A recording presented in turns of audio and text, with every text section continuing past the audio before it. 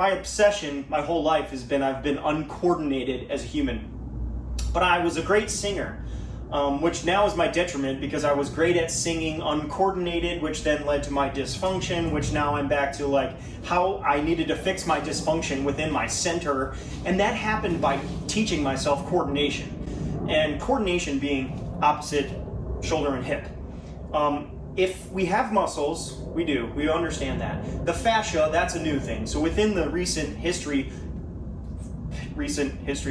past, fascial lines, the fascia just came into play. So I know we've been playing with them for about 10 years now, but the fascia itself, like let's break it down to, it is the coordination of our bodies. The muscles are the power. It's why bodybuilders aren't coordinated humans. They have great musculature, but they haven't taught the fascia how to work together in opposition. They've just taught the body how to do the same thing together. So we've taught the body through these same activities, dysfunction in breath, most importantly. It wants the homeostasis of finding one doing one thing one doing the other, in the coordination. So my brain just went off on a side tangent on why a lot of athletes blow Achilles tendons and hamstrings, and it's that idea of we're trying to teach people to do the same thing. In gymnastics, they don't teach gymnasts to land with both feet. They teach them to land and then step out. That step out saves their low back. It also is the only reason they can land comfortably. It's the fact that they're looking to do that landing not with both heels striking at the same time, because both of their arms are usually planted firmly here or planted firmly here, both in the same shoulder opposition. So what can you do with the feet to coordinate? Step out. In gymnastics, they step out. They run to get their power. They're not looking to take both feet to do a gymnastics power move. We're not doing both feet together doing the same thing while the arms are doing the same thing. That's not coordination. That's just the same. These two things are going together, but they're not coordinated together. Does that make sense? When you're strong at two things doing the same thing, but they don't have great coordination, that's where injury comes from. So the people that come and see me, I've realized that when they go and reach for something, they're reaching with their right leg and their right arm. I threw my shoulder out because I reached down to the dog bowl. But they're reaching down to the dog bowl with the right leg and the right arm. And shit's going wrong in the shoulder or the low back, duh.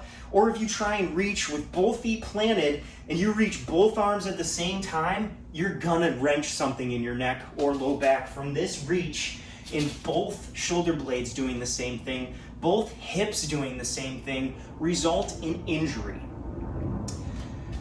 Athletes are good at coordinating their body in opposition. Sprinters sprint in opposition. They're strong in opposition. People are failing at life because they're coordinating their bodies to do the same thing, which then becomes uncoordinated for the breath. As a singer, that's important to me. As a human, that's way more important to me. Breath. Heart attacks, all of the disease that we're seeing in our culture right now can stem from the fact that we're teaching people to squat, same legs, same shoulder blades. Squatting is good, but understanding that the desk life, what's wrong about the desk life is we're sitting with both hips in the same position, both shoulder blades in the same position. The shoulders rise up naturally because they have to. Everything's in the same. And then the breath is totally disrupted because nothing is a part of it. Like this, we know this is not good breathing, but this is what we see in everyday life. So, do the hips always need to be in opposition when we lift? No. If we switch the shoulder blades into opposition, the hips can do the same thing because the body is looking for coordination somewhere. So if I have two of the same thing happening here, one of these has to be different, and now I have coordination. Make sense? So The answer is not, do we squat with both legs or only squat with unilateral to train? But it's the aspect of, if both of my hips are going to be doing the same thing, my upper body needs to immediately know to go into opposition because my hips are doing the same thing. And vice versa, if my feet are doing something in opposition, my shoulder blades need to be doing the same thing. They can be doing things in opposition, and that coordination then needs to heighten because we need to check all of the pronation, supination, what's neutral. You know, that's heavy and layered, and that's where we get premier athletes and then people striving to be better at sports. That coordination is just a layered effect of you coordinating your opposite shoulder and the hip based off of the fascia, which wraps around our muscles. So if our goal is to create strong muscles, lift like a bodybuilder. If your goal is to create well-coordinated humans, train in opposition for good coordination. Opposite hip, opposite shoulder blade, or same hip, opposite shoulder blade. Total body coordination, I think, is the key to all of what we're looking for in training. The modalities around that, awesome. They're all tools to complement our understanding of coordination and not coordinated. Same and same. All right, I want to give you one more bonus here. How does this apply on the concept 2? It's the same and the same.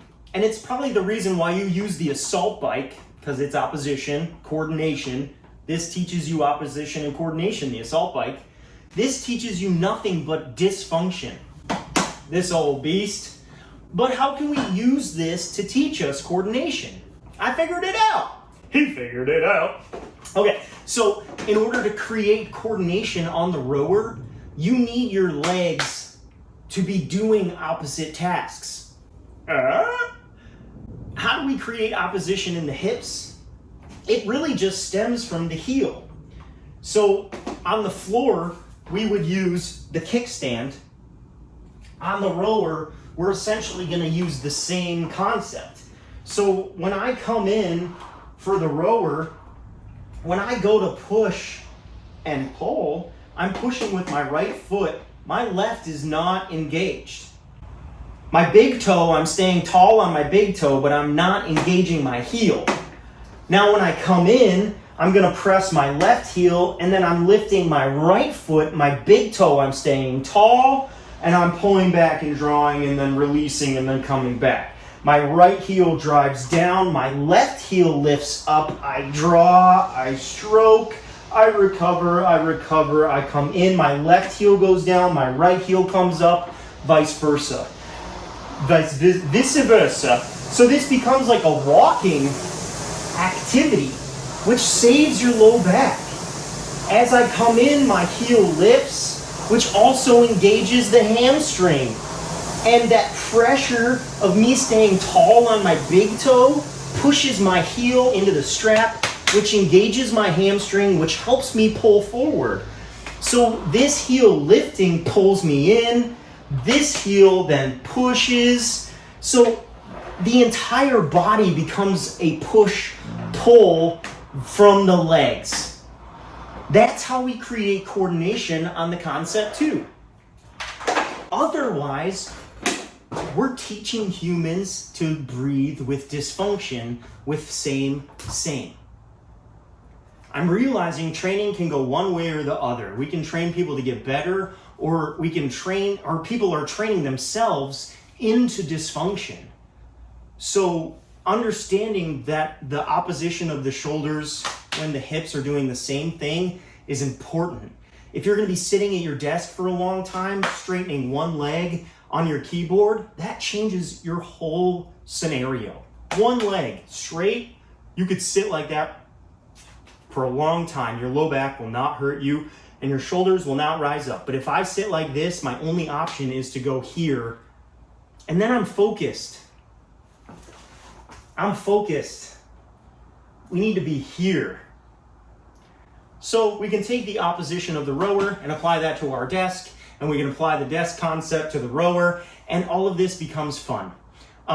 Coordination is key to fitness and elite performance, because elite performance comes from relaxation, and relaxation comes from well-coordinated breathing. And to coordinate your breath, you need to understand the coordination of your shoulders and hips and the fascial lines. The fascia is your coordination. We need to understand it like that. The muscles drive power, and the fascia is your coordination. Hope you have a great day, sir. Cheers.